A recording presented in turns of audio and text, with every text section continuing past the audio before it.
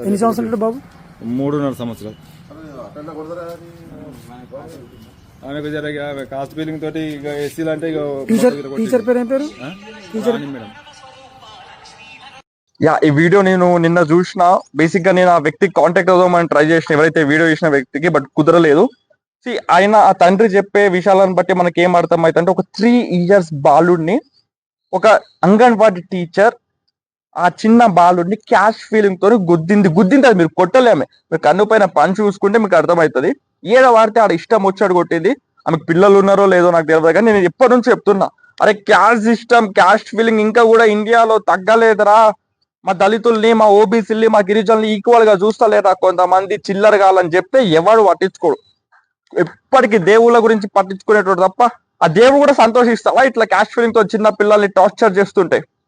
చిన్న పిల్లల పైన క్యాష్ ఫీలింగ్ తో అంత ఘోరంగా కొట్టినందుకు ఈరోజు మనం ఈ సమాజంలో బతుకుతున్నాం అంటే సిగ్గు పడాలా మనమే. దళితులు అంటే ఎస్సీ అంటే తక్కువనా? ఎందుకు తక్కువ? ఎందుకు జస్ట్ ఎస్సీ అని ఉంది కాబట్టి తక్కువనా? పైసలు లేవు కాబట్టి తక్కువనా? ఎందుకు తక్కువ? మనుషులు కారా వాళ్ళు? సిగ్గుండాలా. ఇప్పటికన్నా బాబాసాహెబ్ అంబేద్కర్ గారు రాసిన కాన్స్టిట్యూషన్ వల్ల బతుకుతున్న ఈ దేశంలో ఇప్పటికి కూడా మనం ఎస్సీ, ఎస్టీ, ఓబీసీ, జనరల్ కేటగిరీని డివైడ్ చేసుకుంటూ బతుకుతున్నాం అంటే, నేను జనరల్ కేటగిరీ నేను చెప్తున్నా, I don't have any feeling. SC అయితే ఎందుకు జనరల్ కేటగిరీ అయితే కొమ్ములు ఏమైనా ఉన్నాయా? ఓన్ కన్నా ఎప్పుడు చూసినా చిన్న క్యాస్ట్ వాళ్ళు అని వాళ్ళని వేధించడం తప్ప, అందరు ఈక్వల్ గా ఉంటేనే ఈ దేశం బాగుపడుతుంది. ఏ లుచ్చు కొడుకు తెలియదు.